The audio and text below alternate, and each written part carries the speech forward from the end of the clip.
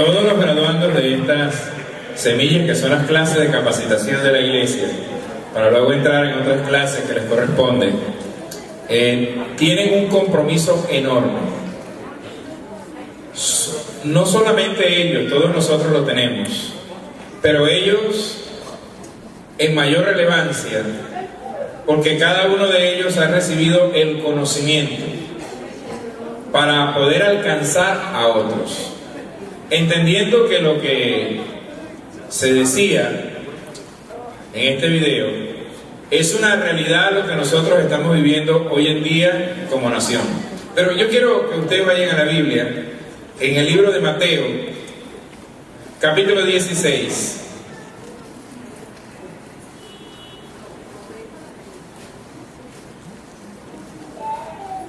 Versículo 13.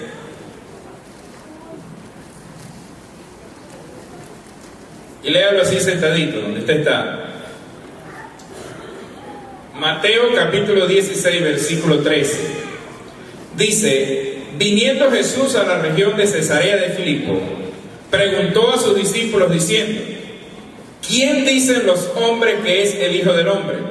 Ellos dijeron: unos Juan el Bautista, otros Elías, y otros Jeremías, o alguno de los profetas. Él les dijo: ¿y vosotros quién decís que soy yo? Respondiendo Simón Pedro dijo: tú eres el Cristo, el Hijo del Dios viviente. Entonces le respondió Jesús: bienaventurado eres, Simón, hijo de Jonás, porque no te lo reveló carne ni sangre, sino mi Padre que está en los cielos. Y yo también te digo que tú eres Pedro, y sobre esta roca edificaré mi iglesia, y las puertas del Hades no prevalecerán contra ella. Amén. Las puertas del infierno no prevalecerán contra ella, contra la iglesia.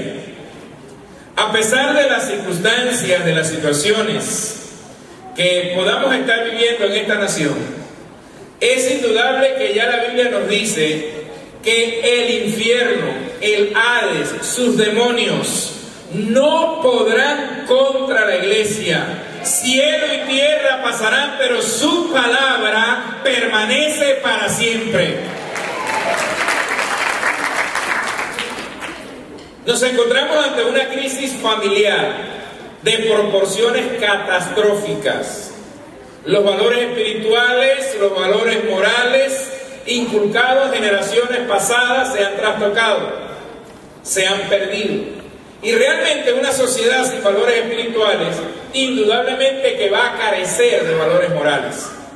A veces hay una discusión académica dentro de nuestro país si lo que se han perdido son los valores morales. Pero la realidad es que nadie que no tenga valores espirituales puede hablar de valores morales. Porque los valores espirituales nos hablan de los 10 mandamientos. Y esos 10 mandamientos en el fondo son valores morales. Pero comienza diciendo que debemos amar a Dios sobre todas las cosas. Y dice: el segundo mandamiento es semejante: amarás a tu prójimo como a ti mismo. Y si usted detalla esos otros 8 mandamientos que quedan allí, son mandamientos a respetar al individuo, a respetar a las personas, a respetar a la familia, a respetar a la sociedad. Pero si alguien no tiene ese valor espiritual de creer en Dios, ¿cómo podemos pensar nosotros que ellos van a tener valores morales de respeto, de amor? No lo van a tener. Ahora, a nosotros, en la época que vivimos como iglesia, en el tiempo que estamos viviendo, tenemos que entender que es nuestra responsabilidad llevar el Evangelio a aquellos que no lo conocen, con un ejemplo de lo que Cristo hizo en la cruz del Calvario, para que ellos puedan entender que la única manera de cambiar esta sociedad es a través de la familia. Parece que hay algunos que lo creen, otros no. Si la familia se levanta con valores espirituales, podremos tener garantizado que las próximas generaciones van a ser generaciones bendecidas. Y esto lo he hablado, sobre todo los sábados que estamos dando unos estudios que tienen que ver con la parte teológica. De hecho, la primera generación, que la mayoría de los que estamos acá, ¿cuántos son hijos en segunda o en tercera generación de cristianos? 1, 2, 3, 4, 5, 6, 7, 8. Muchísimos. Ahora, ¿cuántos son cristianos en primera generación? Es decir, usted aceptó al Señor y lo demás. Miren, casi el 90% de los que estamos en este lugar somos cristianos de primera generación. Es decir, no tenemos una tradición, no tenemos una base, no tenemos una estructura que nos permita educar y enseñar a nuestros hijos sobre principios espirituales que puedan ayudar a cambiar a las generaciones futuras. Cuando hablamos de generaciones en la Biblia, hablamos aproximadamente de unos 40 años. Si esta primera generación, yo soy cristiano en primera generación, mis padres no lo fueron, mis abuelos tampoco, ni mis abuelas sí, pero eso lo vine a saber yo después que acepté al Señor. Es decir, nunca me enseñaron sobre ciertos principios y valores espirituales, a pesar de que mi bisabuela murió en el Evangelio. ¿Qué nos permite a nosotros ver esto? Que nosotros los cristianos de primera generación traemos una serie de hábitos, costumbres, yo le llamo mañas. ¿Cuántos tenemos mañas, hábitos y costumbres? Todos, ¿verdad? Ahora, esos hábitos, esas costumbres, es lo que la Biblia habla de que Dios viene tratando con nosotros y se produce la santidad progresiva, que es el trato de Dios para con nuestras vidas en esos hábitos y esas costumbres que han permeado la sociedad en la cual nosotros estamos inmersos, y algunas de ellas nos han afectado a nosotros. Esos malos hábitos, esas malas costumbres, que en algunos casos son pecados, en otros casos son producto de lo que la sociedad formó y de lo que la familia formó. Ahora, esa primera generación, yo acepté al Señor cuando tenía 23 años. Han pasado unos días desde aquel acontecimiento. Y, por supuesto, he luchado, he batallado. Hay una lucha entre el espíritu y la carne, tal como lo plantea la Escritura. Podemos ser más que vencedores a medida que vamos creciendo en el Señor. Pero hay que deslastrarse de una serie de hábitos y de costumbres que están en nosotros, que vamos a afectar a nuestros hijos. Porque mis hijos, aunque nacieron en el Evangelio, nacieron bajo la tutela de un padre que aún tiene hábitos y costumbres que vienen de su pasado. Pero mi tercera generación, que es la generación que hay que cuidar, será la generación que tendrá un abuelo que nació o creció en el Evangelio, pero tendrá unos padres que nacieron, crecieron en el Evangelio, quizás más depurados, con menos hábitos, con menos costumbres, con menos mañas dentro de la sociedad. Esa tercera generación será una generación bendecida, será una generación diferente, y la cuarta generación será la generación que pueda cambiar todas las circunstancias de una nación. Nosotros siempre hemos pensado con una mentalidad mediata o inmediata. No hemos pensado en una mentalidad de largo plazo. Y generalmente cuando iniciamos una iglesia queremos pretender que en 5, en 10 o en 15 años vamos a cambiar toda una sociedad, cuando una generación necesita de 40 años para que ella desaparezca y entre otra.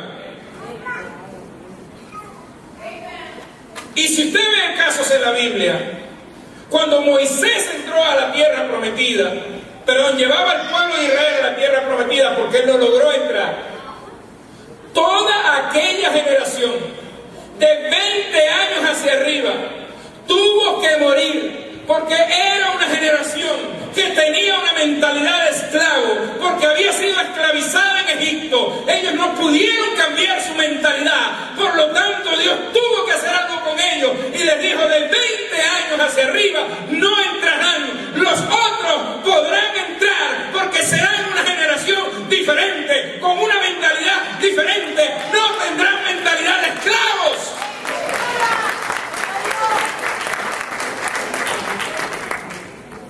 Yo creo que en Venezuela hay que levantar generaciones diferentes. Quizás yo no vaya a ver todo lo que va a ocurrir en este país, pero voy a ser parte de lo que ha ocurrido en los últimos años. Se han levantado iglesias, se han levantado congregaciones, pero tenemos que entender, mi amado hermano, que esto no lo cambia la política, que esto no lo cambia pañitos de agua caliente. Tenemos que entender que es a largo plazo. Tenemos que sembrar a nuestros hijos, tenemos que sembrar a nuestros nietos la palabra de Dios para que ellos puedan hacer de este país algo diferente. Pero tenemos que comenzar ya. No podemos esperar seguir jugando a la religión dentro de la iglesia. No podemos seguir jugando a hacer algo que realmente no somos. O somos o no somos. Porque si no, nuestras generaciones van a ser afectadas con lo que nosotros le inculquemos y le enseñemos. Por eso, muchachos, ustedes que están en primera generación y van a tener luego sus hijos para segunda generación, mire bien con quién usted va a contraer matrimonio. Observe bien la generación, observe bien sus antepasados, porque déjeme decirle algo: no creo en maldiciones generacionales, pero sí creo en los hábitos y costumbres que se trasladan de una generación a otra. Las mañas, los hábitos que tiene una generación pasada se las transmite a las demás generaciones, porque aprendemos por mirar, por ver. Y lo que hace mi papá, mi mamá en casa, generalmente yo termino haciendo lo mismo que yo vi. Porque eso queda grabado en mi psique, en mi consciente, en mi subconsciente como persona. Pero si aprendemos a inculcar principios y valores, ¿dónde cree usted que está lo que hoy en día vemos en nuestra sociedad? Robo, asesinato, homosexualidad, el engaño, adulterio, drogadicción. ¿Dónde cree usted que se dio eso? ¿Esta semana? ¿El año pasado? ¿Hace 2 años? ¿Ese deterioro ocurrió hace 5 años? ¿Ocurrió hace 10 años? Nosotros estamos viviendo hoy las consecuencias de lo que se sembró en los años 60, de lo que se sembró en los años 70. ¿Recuerdan los famosos Beatles? La generación aquella donde se comenzó a practicar la drogadicción, aquella generación de los hippies de los años 70, esa generación de 20, 30, 40 años, luego formaron hijos. Y nosotros hoy estamos recogiendo el fruto de lo que aquellas generaciones sembraron. ¿Se acuerdan? Se vivía en comunas donde no se sabía de quién era el padre del hijo del otro. Pero hoy en día estamos recogiendo ¿qué? Una sociedad donde nos damos cuenta que los jovencitos ya a los 14, a los 15 años no les gusta una dama, sino que se han vuelto homosexuales a esa edad. Es increíble. Y no le estoy hablando de algo que usted no palpa día a día. Usted puede ir a cualquier centro comercial en esta nación, en esta ciudad sobre todo, y usted puede darse cuenta que se ha perdido aún el temor, o el miedo, o el respeto, o la prudencia, o qué sé yo, el decoro, como usted le pueda llamar. Pero usted los ve en algunos centros comerciales, muchachos, de 15, 16 años agarrados de manos y algunos dándose besos boca a boca. Yo los he visto, yo no sé si usted los ha visto.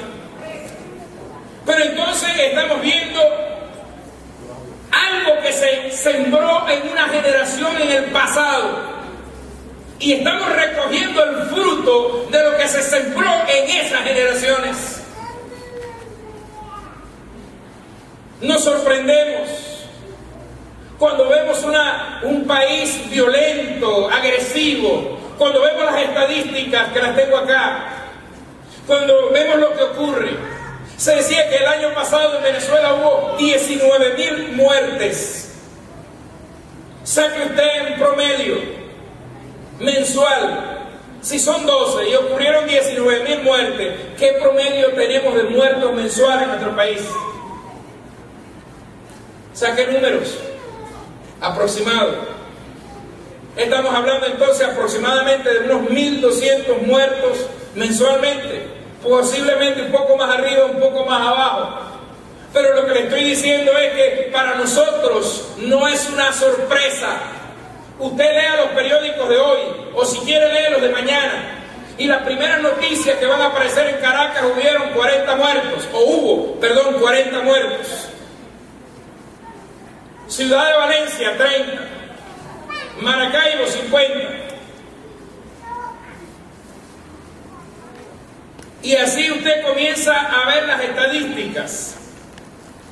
Y lo más probable que cuando usted suma se da cuenta que hay aproximadamente entre 200 y 250 muertos semanales en nuestra nación, más los que no entran en las estadísticas.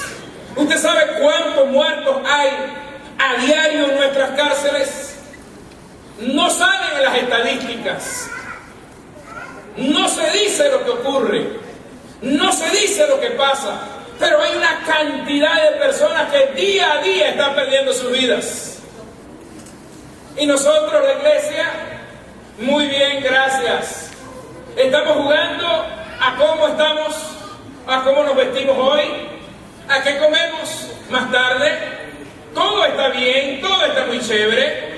Pero no nos damos cuenta que si nosotros nos afectamos, la sociedad donde estamos, nuestros hijos van a estar inmersos en eso, nuestros nietos van a estar inmersos en eso. Y yo estoy seguro que yo le pregunto a cada uno de ustedes, ¿quién de ustedes no ha sufrido un robo en su casa? ¿Quién de ustedes no ha sufrido un robo de un familiar? ¿Quién de ustedes no ha sufrido el dolor de la muerte de un familiar, de un amigo, de alguien cercano, producto de toda esta violencia que estamos viviendo en el país?